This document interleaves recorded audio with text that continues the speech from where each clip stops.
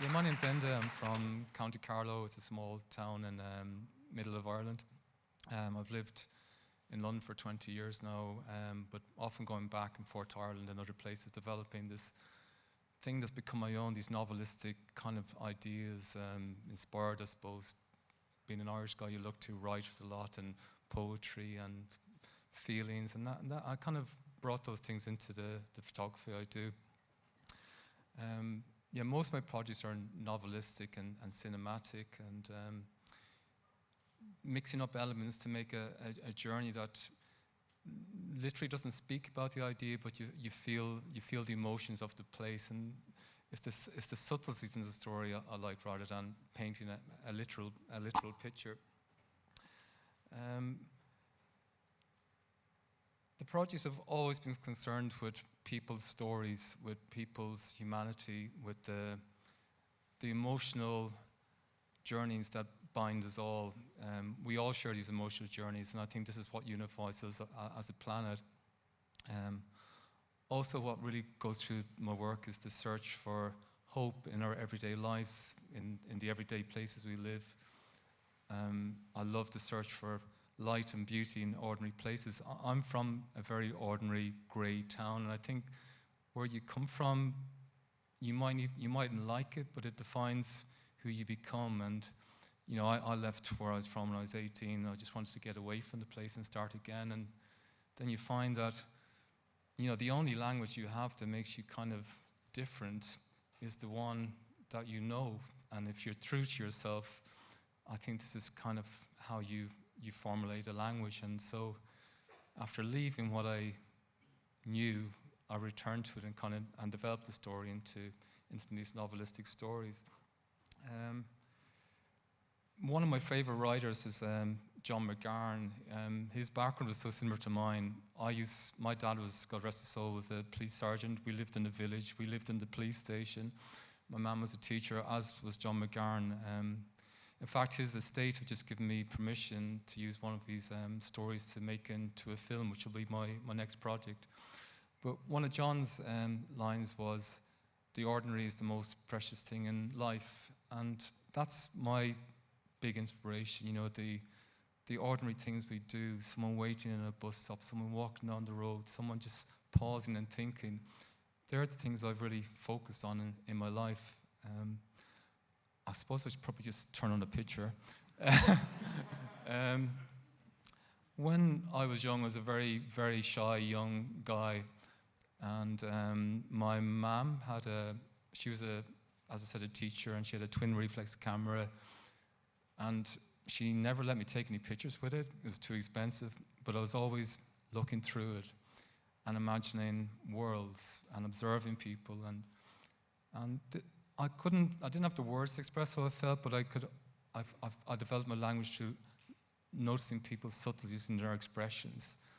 And this became what I've really specialized in my life, is just going past what's on the outside and trying to get to the heart of the person, the subtleties that they're carrying, not having any judgments, maybe not knowing too much information. One of the things I really didn't like growing up was someone would ask where you're from, and they've made their mind up already. You're that type of person. What age are you? You're this type of person. What's your surname? Oh, you're connected to that family. You're this type of person. And to me, it's so blinkering on who we are as people. There's so much to us than where we're from, what age we are, what our name is. This is kind of what led into this project, Love's Fire Song. Love's Fire Song is set in Belfast, between the Shankill and the Falls road. The Shankill and Falls is separated by the Peace Wall, which separates Unionist and Nationalist communities. Parts of the Peace Wall in Belfast are taller than the Berlin Wall ever was. The project I wanted to do was focusing on youth culture on either side of the Peace Wall, but not focusing on the usual political icons, religious icons. I wanted to use very subtle symbolisms and make the pictures not recognizable where they were taken, taking out all context of the background. And the reason being is going back to this idea of, if you say in Belfast, I'm from Shankill, the person will think, oh, you're a unionist. If you say, I'm from Falls, oh, you're a nationalist. There's so much more to all our lives, again, than any identity. You know, we're born with inherited qualities of love and care and feelings. And these are what I'm interested in. It doesn't matter what your background is, we're all united. And this is where it began, around the bonfires that are on the 12th of July in Shankill and the 8th of July on the Falls. This fire is actually 25 meters tall, and I was on top of it last year. I've been doing the project for about 6 years. I've never got on top of a fire, and I can guarantee no one from Southern Ireland has ever been on top of a fire. By the way, is there anyone else from Ireland here? Yay, hello. So it was a real moment for me, and what I loved about it was, it's one of the things which are most special about photography. Photography can enable you to enter a community that there's no way you would have entered before. Like when I started this, well, the first visit was 7 years ago, and I walked by one of these fires and just a load of kids threw stones at me. So, you know, I kind of got out of there pretty quick, and then the next year, I found out a producer who'd worked in the area, and I made an appointment. I met somebody who was like a Del boy of this Shankill area. We had a meeting in a shop, which coincidentally was the base of the UVF in the background, which was kind of terrifying. But Paul was a really, really lovely guy who really cared about young people. He didn't believe that I wasn't interested in politics. I was interested in this airy idea of photographing new culture on either side and creating this exhibition where all the pictures will be in unison, and you won't know where each picture is taken. You'll just see the young people as young people, as people who like Nike or who like Adidas, and as simple as that. And then Paul got me into the communities, and I slowly earned my way through a lot of visits and a lot of hours. This picture is one of the examples, of just using subtle symbolisms. I like just a tiny bit of color which signifies something in the pictures. And of course with this one is the red and white. Where this type of idea came from, which has been there most of my life since I got into photography, was when I was a student, which is a few years ago now, early 90s, 91, Ireland was in an awful mess. The troubles were so bad. There was recession, immigration, and then you're hammered by all this people killing each other in the north. And then you're only getting the perspective from the news, and I needed to find out myself what was going on. And so I went up to stay in Lurgan, which was a really political hotspot for a few days, against the will of my parents, but at least they let me go, because they were so worried. There was such a fear of the north and the south. And in Lurgan, I stayed with this family and kind of made up my own mind what was going on. Within that time, we got this man, Tony, was taking me around, and we got stopped by soldiers a number of times. He said, Enda, whatever you do, you don't speak. I was just 21, saying, what is going on? I was, believe it or not, a big long hair, big parka, scruffy guy, and thought I was the coolest photographer in the world, And he said, don't take your camera out, don't speak, and we'd walk around. We went to, the bizarrest thing was we went to a Catholic nightclub, which I just found really crazy. And then the next day we were walking around all these different estates, and I noticed on the Unionist estates, all the little children were wearing red tracksuits. And I noticed on the Catholic estates, all the little children were wearing green tracksuits. And of course, that was it. That's what I was looking for. Everyone from the very beginning they were born was made believe they were different, and they were different from the people over there. So no one had made their minds up. It's all conditioned thinking. I didn't have the visual knowledge to make it into a project then. Paul Graham at the time was shooting it. He was doing those symbols, which I discovered years later. But it never left me, and it's defined everything I did. It's most projects I've done, it's grey areas, it's ordinary places, but I'm focusing on a colour as the brightness. I'm looking for some light and something with optimism in the picture. And years later, I came to this project. I also don't like doing projects when they're topical. So 6-7 years ago, Northern Ireland was forgotten about, Belfast was forgotten about. Thank God, because there was nothing happening. You know, it became ordinary, and to me, that's when a thing becomes interesting, when it's really just ordinary. Of course, there's so much in the ordinary, and there's still so much happening in there, and that's when I wanted to start photographing youth culture either side of the peace wall, because in this area of Belfast, people are still scared of each other. And so I started the project many nights, and just photographed focused on the aspirations of these people, of their hopes and dreams that we all have. As I was doing the portraits, I was trying, some of them worked and some didn't work, and I was trying to do things that happen around the fires, but they're all set up pictures. I wrote a list of pictures, things I'd like to do. Maybe somebody holds a budgie in their kitchen. That could be a nice picture, you know. It's just it's a normal thing in a normal everyday life. But again, as you can see, just choosing those colors of red, white, and blue to add layers to the picture. This actually picture might become my next project in Belfast. I've met so many beautiful people there. One of them was this man, Jim, who led me to this picture. He owns a budgie shop in East Belfast. And I went in and said, "Hiya, I'd love to photograph somebody holding a budgie." And he went, "Geez, I can't really help you, they're in heat at the moment." And he said, "You could come back next year." I said, "Okay, I'll come back next year." And sure enough, then 3 years ago, I went back to Jim and said, "Hiya, do you remember me last year?" I was looking to photograph someone holding a budgie. And he says, "No worries at all, son. My niece is great with budgies, and you can come over to my house tomorrow and we'll photograph the budgie." So I went the next day to Jim's house, and such a lovely man. He was actually the most amazing man I've met in the whole time I spent in Belfast. When he was 7, doors smashed open, IRA came in, killed his dad in front of him.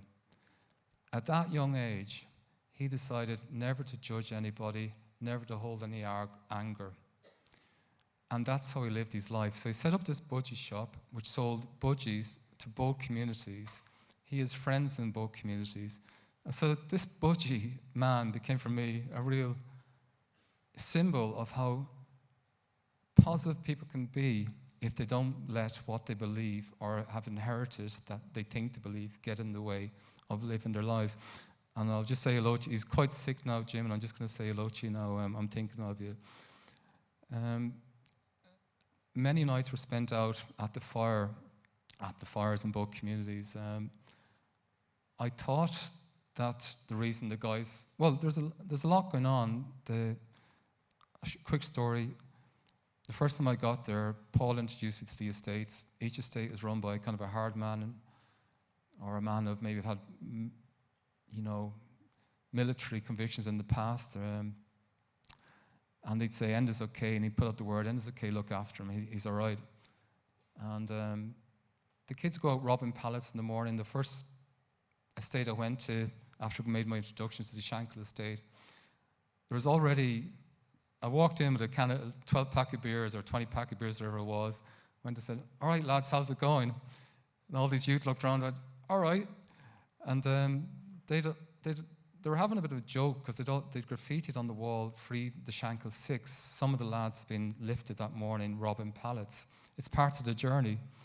By the end of that night, Enda Bowe was written on the wall. But they hang out at these fires, and I just thought it's just kind of, they have nothing to do. It's really tough in inner Belfast. There's no money put their way, and there's a whole other side to it than what the press show, which is, it's a way of the guys that they bond. They have a good time. They've got something to do. They get up to a bit of mischief. The film This Is England was very prevalent in my mind the whole time I've been working on this. I've been lucky to work with Shane Meadows in the past. You know, that the camaraderie, the mischief, something to do. You've got nothing. You've got to try and do something. And but it was more than that. Why they stay out at fires? Say on either community. Say this fire was on. Well, I shouldn't say in this community. They stay up all night because the other community is trying to get over and light the fire before the actual date of the fire should be lit. So they're all trying to sneak over and torch each other's fires. So this is what I found. Why we stayed out all night. This picture I really like.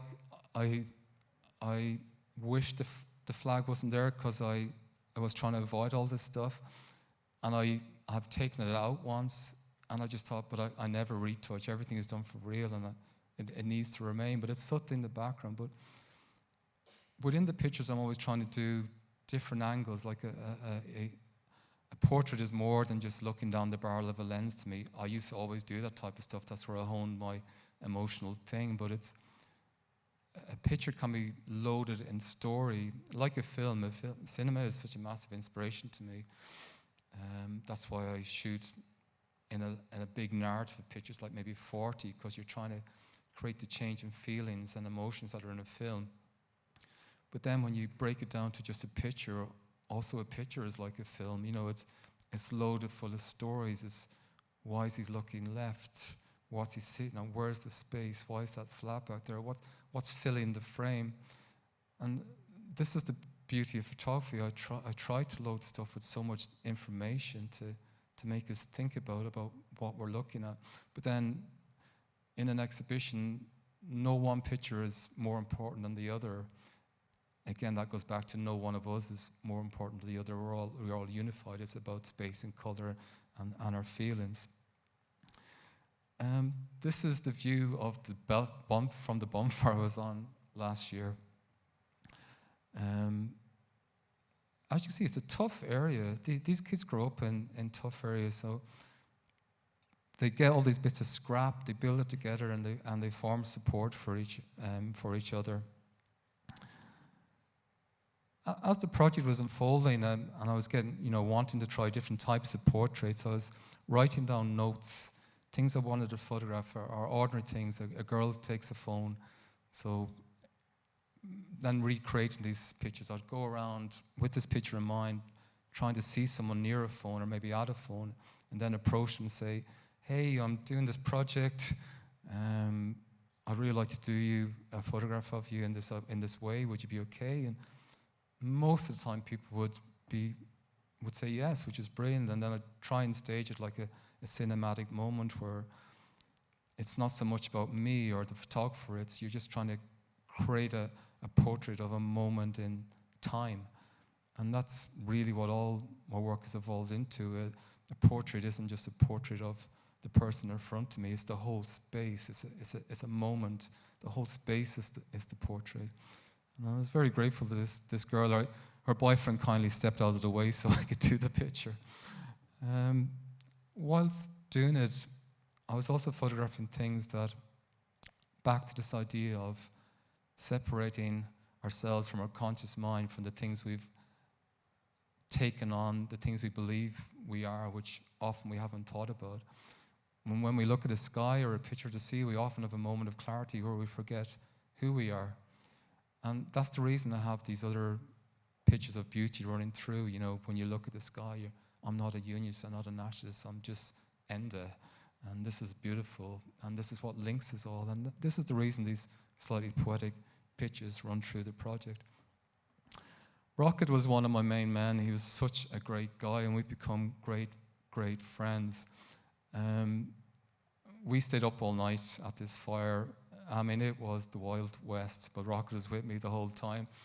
And this is probably it's midsummer, so it's probably about 4:30 in the morning. One of the best things about photography is, as I was touched on before, you want to do a project. You really want to do a project. You don't know how you're going to start it.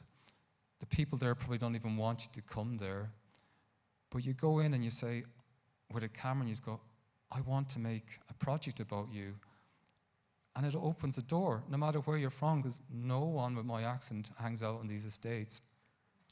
But the camera is such a vehicle to us, it's such a gift and a blessing that it opens up doors, and we make friends with people we never would have made friends before, and we share experiences we never would have had, thanks to the gift we've been given. And to anyone here as a photographer, I'd say, just remember that you're given such a gift, and this is what enables you to go into the world and make friends and make new experiences. Now I've got friends like Rocket and friends in both communities text me each year going, Are you about this year, Enda? We need a hand stacking some pallets. It's just like, and that's what the whole project is about. I had to drop any of my premonitions of what people are like, and they had to drop them about me, and they had to drop them about themselves, and we're just equal term friends. The fires on the actual nights of the burning, I kind of stay away from showing the obvious thing of flags being burned in them. But I was more interested in the celebration of beauty again, the sculptural qualities of the fire. Again, these are things that take us away from ourselves or political ideas, and just photograph on the beauty, the things that people have achieved in this time, which takes about 2 months to build them. One of the hot days in Belfast, everyone got a little bit sunburned, but we don't get much sunshine in Belfast. This guy was D. His nickname was Hammerhead. That's his daughter Heidi. This is the first picture I took. D was very wary of me at first, but then we became friends as well. Heidi was nervous of me, I think, looking at that picture, but we became friends as well. And this is how this journey evolved. Walking around in Belfast, approaching people, finding connections, looking at the beauty in the place, the things that connect us all. One of the reasons I make pictures is there's such an emotional depth to every one of us, no matter how ordinary our lives we may think our lives are. Our lives are just as beautiful and dramatic as everybody else's. All the joy and stillness, the subtleties of emotion that are in our everyday are what links us all. And that's what this project is about. It's the emotions that link us all. The emotional narrative of everybody's life is interesting, and this is what I'm drawn to. How we live, how we turn, what we're feeling. The whole world shares these reasons. The whole world lives like this. So this is this journey. This is a journey of young people's emotions in Belfast, around the fire, sharing times, sharing, and hopefully not judging each other. This is one of the last portraits I did last summer. This young girl, she had a slight disability, as my brother Dara does. She was so beautiful, such a loving, caring girl without any perception of who I was. There was no judgment. And she's an icon for this whole project, is to look at each other without any judgment. I wanted to end this talk and dedicate it to the late John Hume, who was the architect of the Good Friday Agreement, which is really suffering every day with what's going on right now. John Hume was an incredible man, a human rights activist, a Nobel Prize winner for his efforts in the peace treaty in Northern Ireland. Difference is of the essence of humanity. Every one of us is different, and we need to celebrate it. Thanks very much.